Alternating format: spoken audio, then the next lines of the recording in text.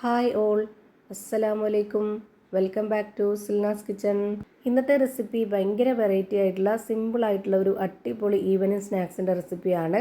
കടലയും മുട്ടയും കൊണ്ടാണ് ഈ ഒരു പലഹാരം തയ്യാറാക്കിയെടുക്കുന്നത്. ഭയങ്കര വെറൈറ്റിയാണ്, എന്നാൽ നല്ല സിമ്പിളുമാണ്. അപ്പോൾ ഇതെങ്ങനെയാണ് തയ്യാറാക്കുന്നതെന്ന് നോക്കാം. വീഡിയോ സ്കിപ്പ് ചെയ്യാതെ മുഴുവനായിട്ടൊന്ന് കണ്ടു നോക്കണേ. ഇതിനായി ആദ്യം തന്നെ ഒരു ബൗളിലേക്ക് 2 സബോള പൊടിയായിട്ട് കട്ട് ചെയ്തെടുത്തിട്ടുള്ളത് ഇതിലേക്ക് ഇട്ട് കൊടുത്തിട്ടുണ്ട്. ഇനി നമുക്കൊരു ചെറിയ മിക്സർ ജാറിലേക്ക് ഈ ഒരു കടല ഇട്ട് കൊടുക്കാം. നല്ലപോലെ വേവിച്ചെടുത്തിട്ടുള്ള കടലയാണ്. സാധാരണ നമ്മൾ വെള്ളത്തിലിട്ട് കുതിർത്തി കുക്കറിലിട്ട് വേവിച്ചെടുക്കുന്ന അതുപോലെ തന്നെയാണ് വേവിച്ചെടുത്തിട്ടുള്ളത്. അതിൻ്റെ വെള്ളമെല്ലാം ഊറ്റിക്കളഞ്ഞതിന് ശേഷമാണ് ഈ ഒരു ജാറിലേക്ക് ഇട്ട് കൊടുക്കുന്നത്. ഇത് ഉപ്പിട്ടിട്ടാണ് വേവിച്ചെടുത്തിട്ടുള്ളത്. അങ്ങനെ തന്നെ ചെയ്യുക, എങ്കിലേ നമുക്ക് പലഹാരവും നല്ല ടേസ്റ്റായിട്ട് കിട്ടുള്ളൂ. ഇനി നമുക്കിത് നല്ലപോലെ ഒന്ന് അരച്ചെടുക്കാം. ഈ വീഡിയോസ് കണ്ടുകൊണ്ടിരിക്കുമ്പോൾ തന്നെ സിൽനാസ് കിച്ചൺ ചാനൽ ആദ്യമായിട്ട് കാണുന്നവരാണെങ്കിൽ പ്ലീസ് ഒന്ന് സബ്സ്ക്രൈബ് ചെയ്തേക്കണേ. ഒപ്പം ഈ വീഡിയോസ് നിങ്ങൾക്ക് ഇഷ്ടപ്പെടുകയാണെങ്കിൽ ലൈക്ക് ചെയ്ത് ഷെയർ ചെയ്ത് സപ്പോർട്ട് ചെയ്യാനും മറക്കരുത്. അരച്ചെടുത്ത കടല നമ്മൾ ഈ ഒരു ബൗളിലേക്ക് ഇട്ട് കൊടുക്കുകയാണ് ചെയ്യുന്നത്.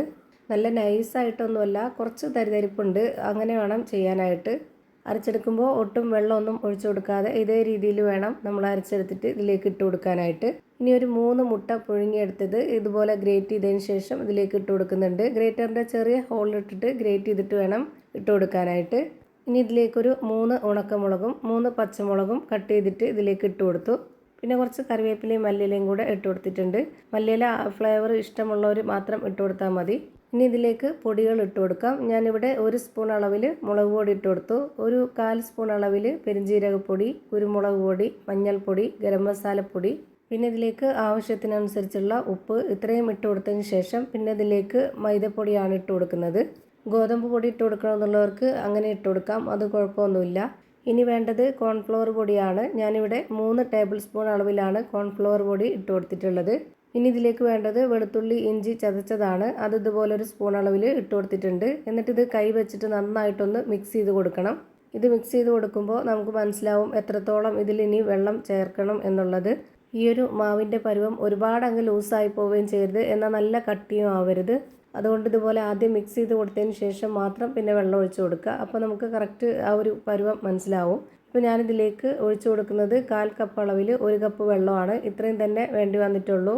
ഇനി ഇതെല്ലാം കൂടി നന്നായിട്ടൊന്ന് ഇതുപോലെ കുഴച്ചിട്ടെടുത്തിട്ടുണ്ട്. അപ്പോൾ അതാ കാണുമ്പോൾ തന്നെ നിങ്ങൾക്ക് കറക്റ്റ് പരുവം മനസ്സിലായിട്ടുണ്ടാവും.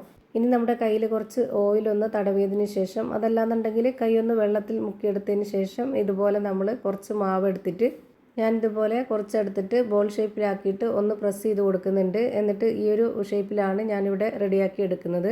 നിങ്ങൾക്ക് ഏത് ഷേപ്പിലാണോ വേണ്ടത് ആ ഒരു രീതിയിൽ റെഡിയാക്കി എടുക്കാവുന്നതാണ്.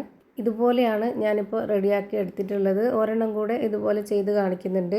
വീണ്ടും നമ്മുടെ കയ്യിൽ ഓയിലൊന്ന് സ്പ്രെഡാക്കി കൊടുക്കുകയോ അല്ലാന്നുണ്ടെങ്കിൽ കൈ വെള്ളത്തിലൊന്ന് മുക്കിയെടുക്കുകയോ ചെയ്തിട്ട് ഇതുപോലെ മാവ് എടുത്തിട്ട് ഇതുപോലെ മാവൊന്ന് ഉരുട്ടിയെടുത്തിട്ട് കൈകൊണ്ടൊന്ന് പ്രസ് ചെയ്ത് ഈ ഒരു ഷേപ്പിൽ റെഡിയാക്കി എടുത്തിട്ടുണ്ട്. ഇതുപോലെ തന്നെയാണ് എല്ലാം റെഡിയാക്കി ഒരു പാത്രത്തിലേക്ക് മാറ്റിയിട്ടുണ്ട്.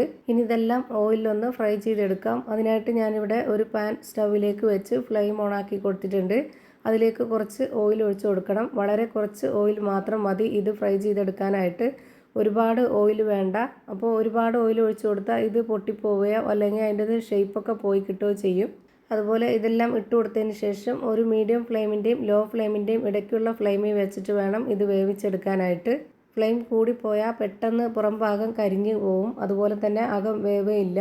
ഇപ്പോൾ ഇതിൻ്റെ എല്ലാം ഒരു സൈഡ് വെന്തതിന് ശേഷം ഇതുപോലെ ഒന്ന് തിരിച്ചിട്ട് കൊടുത്തിട്ടുണ്ട്. ആ ഒരു ഭാഗം കൂടെ ഒന്ന് വെന്ത് വരട്ടെ. ഇപ്പോൾ ഇതാ ഇതിൻ്റെ 2 സൈഡും ഒരുപോലെ വെന്ത് കിട്ടിയിട്ടുണ്ട്. ഒരുപാട് എണ്ണയും കുടിക്കുന്നില്ല ഇത്. അപ്പോൾ നമുക്ക് അടിപൊളി ടേസ്റ്റി ആയിട്ടുള്ള ഒരു പലഹാരം റെഡിയായി കിട്ടി. ഇതേപോലെ തന്നെ എല്ലാം ഫ്രൈ ചെയ്ത് ഞാനൊരു പാത്രത്തിലേക്ക് മാറ്റിയിട്ടുണ്ട്. ഇതിൻ്റെ പുറം ഭാഗം നല്ല ക്രിസ്പിയാണ്, അതുപോലെ തന്നെ അകം നല്ല ടേസ്റ്റിയും സോഫ്റ്റും ആണ്. ഇതിൻ്റെ അകം എങ്ങനെയാണ് ഇരിക്കുന്നതെന്ന് അറിയാനായിട്ട് ഇതൊന്ന് പൊട്ടിച്ച് കാണിക്കുന്നുണ്ട്. അപ്പോൾ ഇത്രയേ ഉള്ളൂ ഇന്നത്തെ വീഡിയോ ഇഷ്ടമായ ലൈക്ക് ചെയ്യാനും കമൻറ്റ് ചെയ്യാനും ഷെയർ ചെയ്യാനും മറക്കരുത്.